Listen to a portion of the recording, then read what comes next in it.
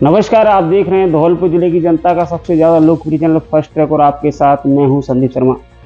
आज हमारे साथ हैं धौलपुर जिला कलेक्टर श्रीनिधि बीटी जी।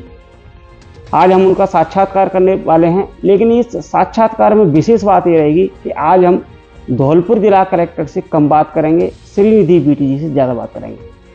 सर, आपका फर्स्ट ट्रैक बहुत बहुत स्वागत है sir. Thank you very much.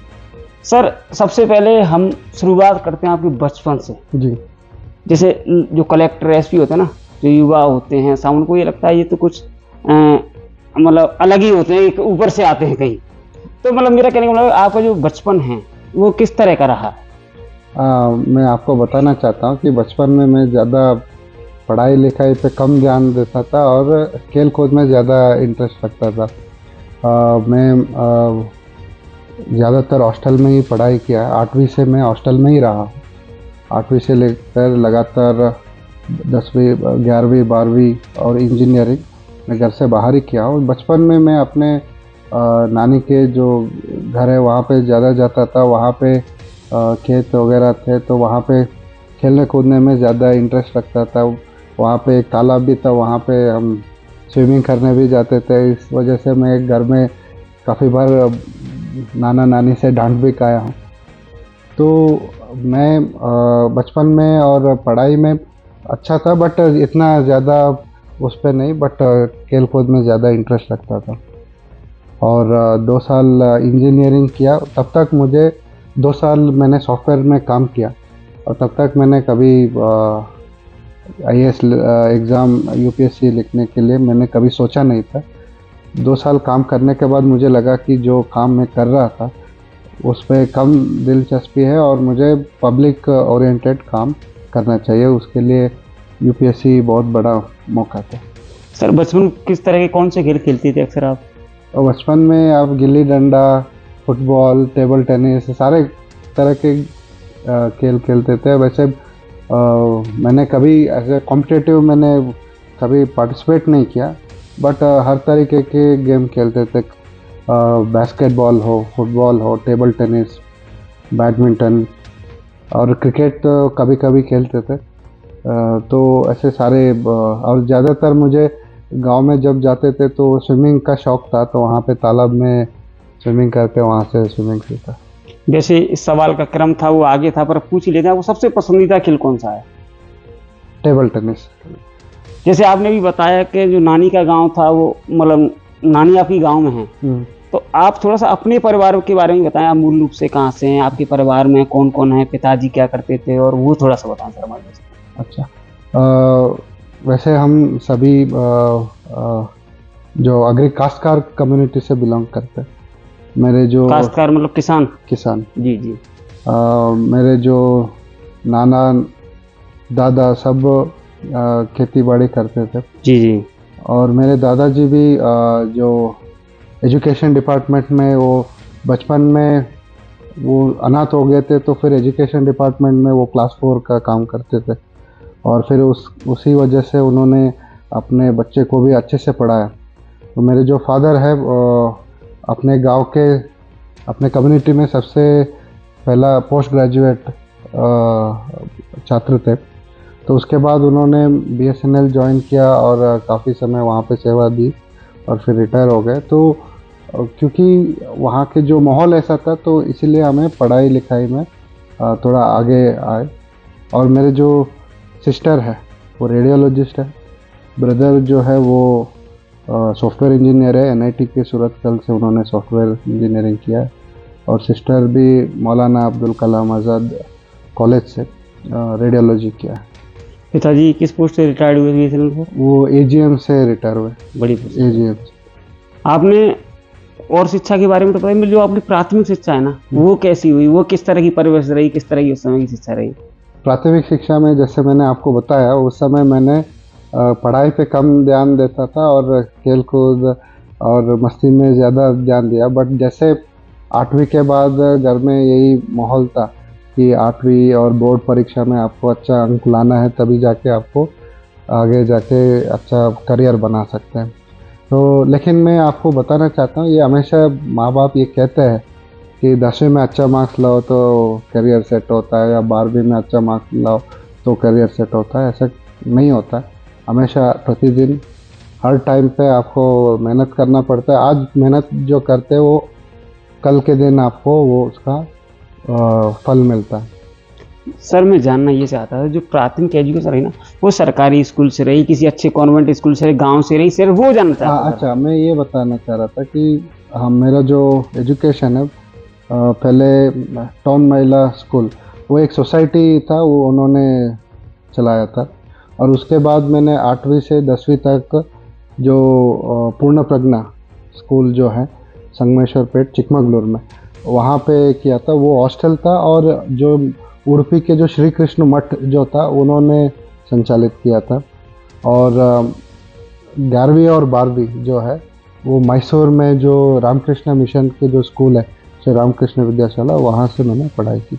और उसके बाद MS रामैया कॉलेज जो है बेंगलोर, वहाँ से मैंने इंजीनियरिंग की इलेक्ट्रॉनिक्स एंड कम्युनिकेशन। आपका जो गांव पड़ता है, शहर पड़ता है, वो किस डिस्ट्रिक्ट में, किस स्टेट में आता है सर? मेरे जो नेटिव प्लेस है वो आसन डिस्ट्रिक्ट में है।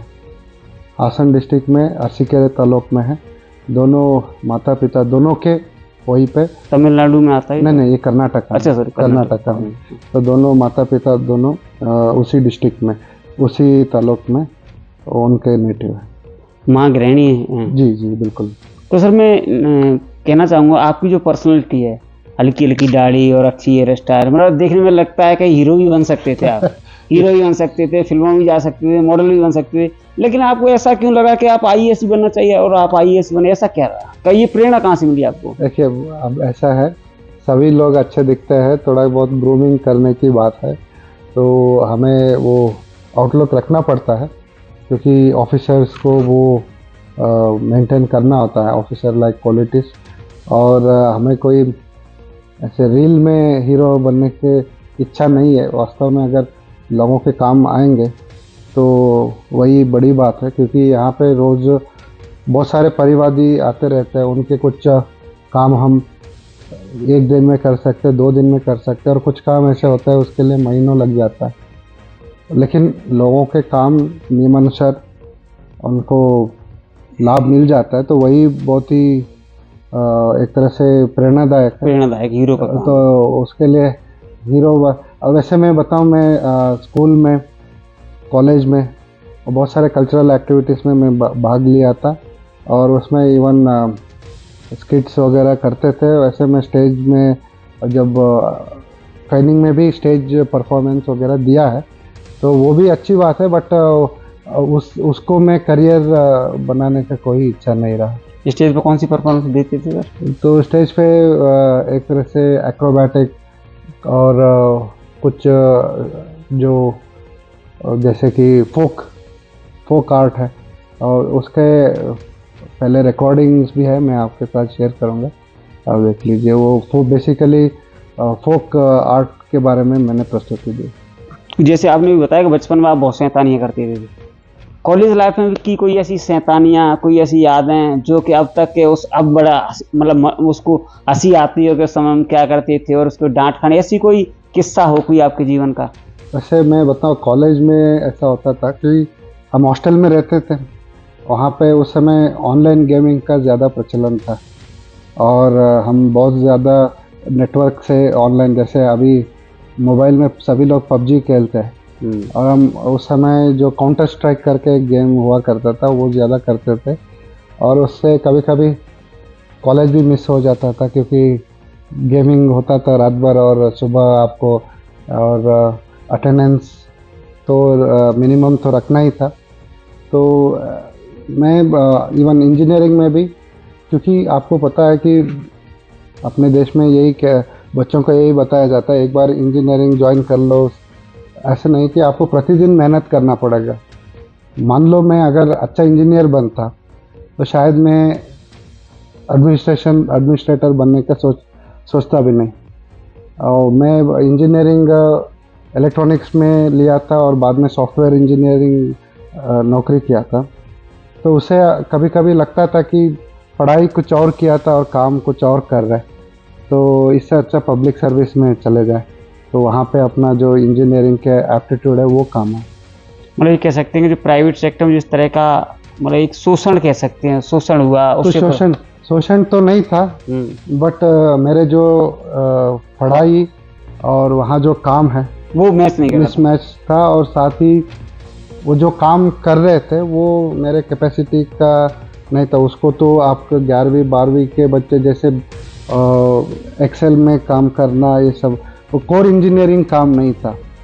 और मैंने एक बार ये भी सोचा था कि पोस्ट ग्रेजुएशन करके कोर सेक्टर में चले जाए, बट उससे बहुत सारे ऑप्शंस रखा था। फिर बाद में मैंने यूपीएससी के लिए फाइनल डिसीजन लेके इसमें आगे बढ़ा। और क्योंकि यूपीएससी के लिए आपको फुल डेडिकेशन से पढ़ना पड़ता है, ऐसे नहीं कि बहुत सारे ऑप्शन लेके आप पढ़े, तो फुल डेडिकेशन में आपको पढ़ना पड़ता है। यहाँ मैं दर्शकों से, विशेषकर युवाओं से अपील करता हूँ कि ऐसा नहीं माने कि सर भी गेम खेलते थे तो हम भी गेम खेलेंगे। सर मनोरंजन के लिए खेलते थे, लेकिन अपने लक्ष्य से भटके नहीं। उनको आईएएस बनना था तो बन गए। तो मेरा युवाओं से यही अपील है कि इनसे ये प्रेरणा नहीं लेना कि उनको गेम ज़्यादा खेलना है, पढ़ें ज़्यादा, गेम मनोरंजन के लिए खेलें। दूसरा सर मैं निवेदन कर रहा हूँ, जो आपने आईएएस की तैयारी की वो कहाँ से की? मैंने आईएएस की तैयारी जो है जब मैं नौकरी कर रहा था उसी समय मैंने शुरू कर दिया था। कहाँ पे कर रही थी नौकरी? मैं बिरला सॉफ्ट में नौकरी शुरू किया था, और वहीं पे मैंने किया था। साथ में स्टेट सर्विस के एग्ज़ाम भी तैयारी शुरू कर दिया था, और नौकरी में रहते मेरा पहला अटेम्प्ट निकल गया था। प्रीलिम्स मैंने पास कर लिया था, तो मुझे थोड़ा कॉन्फिडेंस मिला कि और पूरा डेडिकेटेड होके करेंगे तो फिर सिलेक्शन हो सकता है। तो उसके बाद मैंने नौकरी छोड़ा। मतलब पहली बार में फ्री निकल गया? जो आपको सिलेक्शन हुआ वो फर्स्ट बार में ही हो गया? नहीं, प्रीलिम्स तो आपको पता है 3 स्टेज होता है, prelims, mains, interview. But prelims जो है नौकरी करते समय पहले बार निकल गया था, तो इसीलिए ओवर कॉन्फिडेंस होके मैंने जॉब छोड़ दिया था।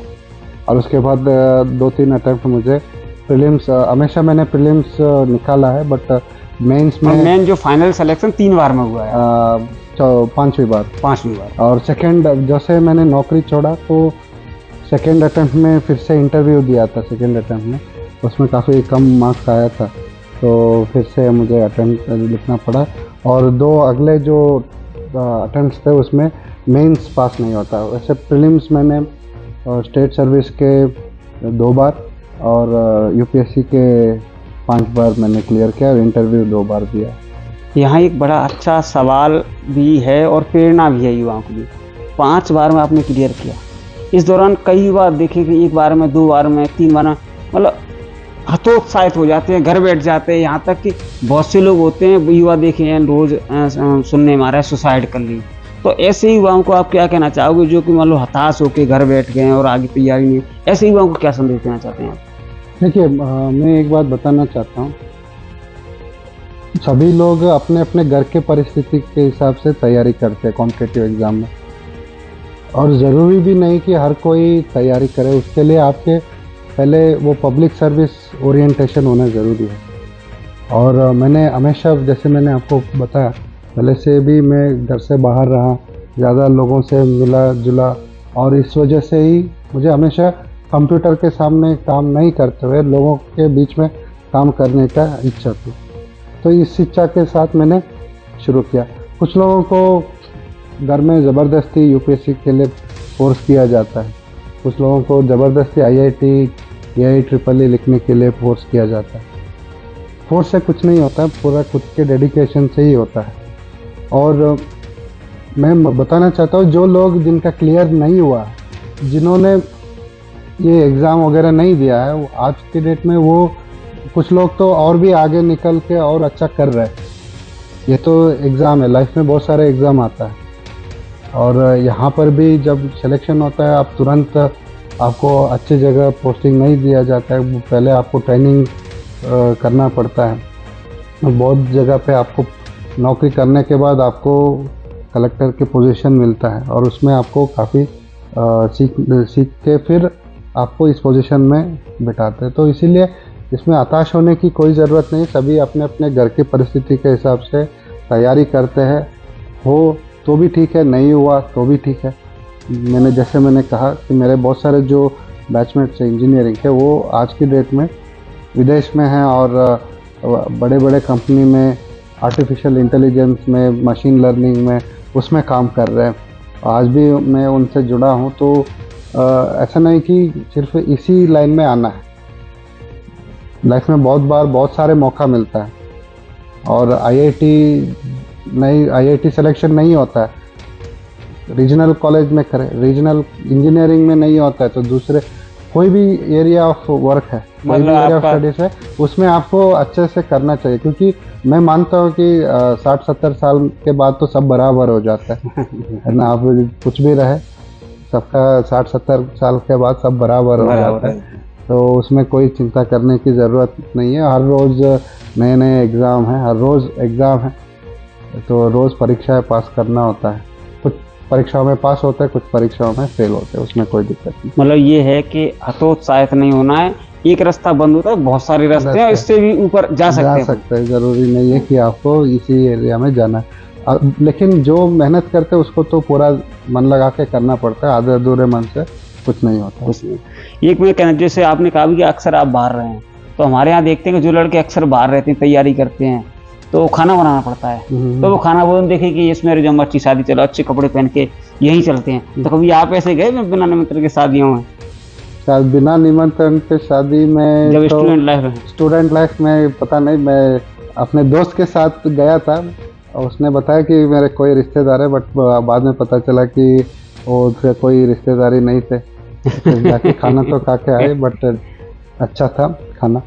वैसे हॉस्टल लाइफ में आपको बताना चाहता हूँ कि काफ़ी बार आपको ऐसे ऐसे जगह रहना पड़ता है कि वहाँ पे खाना वगैरह ढंग से नहीं मिलता है, बट क्योंकि मैं काफ़ी समय से बाहर रहा हूँ तो सारे अगर अच्छा खाना नहीं मिलता है तो भी एडजस्ट कर लेते हैं। मैं आपको बताना चाहता हूँ, मैं राजस्थान में भी बहुत सारे जगह पे काम किया हूँ, जैसे लसाड़िया ट्राइबल एरिया में काम किया हूँ, मारवाड़ में काम किया हूँ, फिर भरतपुर, झालावाड़, और यहाँ पे हर जगह के खाने का अलग ही उनका टेस्ट रहता है। और मैंने सभी जगह पे जो खाना वगैरह बनाते हैं उसको अच्छे से एंजॉय किया है, क्योंकि एडजस्ट करने का जो एटीट्यूड है हमारे पास है, तो हर जगह वैसे राजस्थान में खाना अच्छा मिलता है। तो कभी ऐसी पोजीशन आई स्टूडेंट लाइफ में कि हाथ से बनाना हो खाना और खाना पड़ता है, ऐसा हुआ है कभी? मैं आपको बताना चाहता हूँ, मुझे खाना बिल्कुल बनाना नहीं आता है। ज़्यादातर मैगी बना सकता हूँ और कुछ नहीं। तो वो खुद कभी बनाए नहीं। इवन दिल्ली में जब प्रिपरेशन करने गए थे तो वहाँ पर भी मैंने कैंटीन से खाना मंगवाते थे, सुबह बाहर पोहा खाते थे। तो ऐसे ही, क्योंकि आपको खाना बनाने में काफ़ी समय लगता है, तो वो समय आपको जो काम करना है, पढ़ाई करना है, उसमें लगा सकते हैं। ज़रूरी नहीं कि हर चीज़ खुद करें। कभी पिक्चर हॉल में गए हैं, पिक्चर देखी हैं? पिक्चर तो देखते हैं, पहले तो थिएटर में जाते थे, अब तो नेटफ्लिक्स आ गया, तो फिर उसमें नेटफ्लिक्स में हम कभी कभी बोर होते हैं तो नेटफ्लिक्स वगैरह देखते हैं। सबसे पसंदीदा पिक्चर कौन सी आपकी? वैसे मैं बताना चाहता हूँ कि एक अंग्रेजी में शॉशैंक रिडेम्पशन करके एक मूवी है, इंग्लिश में शॉशैंक रिडेम्पशन जी। वो IMDb में भी टॉप नंबर 1 मूवी है। उसका जब भी मैं किसी चीज़ से फेल्यूर से गुजरता हूँ तो वो मूवी देखता हूँ। उसको तो मैंने 5-6 बार देखा हूँ। उसमें यही है कि एक आदमी को गलत तरीके से उसको जेल में डाला जाता है, गलतफहमी की वजह से। वो वहाँ पे रहता है और अपने खुद को मासूम साबित करने के लिए बहुत कोशिश करता है, और बाद में साबित भी हो जाता है। 20 साल उसको जेल में डाला जाता है, और 10 साल में वो 10 साल तक मेहनत करके उसमें सुरंग खोद के वो उस जेल से बाहर आता है। तो वो मूवी बहुत ही प्रेरणादायक है, क्योंकि किसी भी परिस्थिति में जो उम्मीद है नहीं खोना चाहिए, होप। तो आपका पसंदीदा हीरो हीरोइन कौन से हैं? वैसे कोई पर्टिकुलर नहीं है, मैं तो सभी को लाइक करता हूँ, स्पेशली जो एक्टिंग। कुछ समय पहले मुझे रणवीर सिंह काफ़ी अच्छा लगता था, और वैसे टाइम के दरमियान जो मूवी अच्छा लगता है, जो मूवी रिलीज़ होता है उसमें जो अच्छे एक्टिंग करते सभी पसंद करते हैं। अकेले में कौन सा गाना गुनगुनाते हो जब अकेले होते हैं घर में, आपका मूड अच्छा होता है? तो मुझे तो किशोर कुमार के गाने अच्छा लगता है। कोई 2-4 पंक्तियाँ हमारे दर्शकों को सुनाओ, कोई अच्छी जो पसंदीदा 2-4 पंक्तियाँ। जैसे आपको गाना सुना होगा, किसी की मुस्कुराहटों पे हो निसार, किसी का दर्द मिल सके तो ले उधार, किसी को हो न हो हमें तो एतबार, जीना इसी का नाम है। तो ये गाना एक्चुअली क्या है, बहुत बड़ी सर, बहुत अच्छा गाया, बहुत मैंने आपको बताना चाहता हूँ, मेरे जो ट्रेनिंग कलेक्टर थे विष्णु चरण मलिक, उन्होंने मुझे ये कैरियोके वगैरह उसका शौक सिखाया था। तो वो भी अच्छे से गाते थे, मुझे भी गाने के लिए कहते थे। ऐसे कोई हम प्रोफेशनल सिंगर तो है नहीं, but- बिल्कुल मनोरंजन अंदर से आनंद है। बिल्कुल बिल्कुल। जब फुर्सत के पलों में होते हो तब आप क्या करना पसंद करते हो, जो बिल्कुल फ्री होते हैं? जिला कलेक्टर के इंटरव्यू का भाग 2 देखिए 16 मार्च 2024 दिन शनिवार को शाम 7 बजे सिर्फ फर्स्ट ट्रैक न्यूज धौलपुर पर।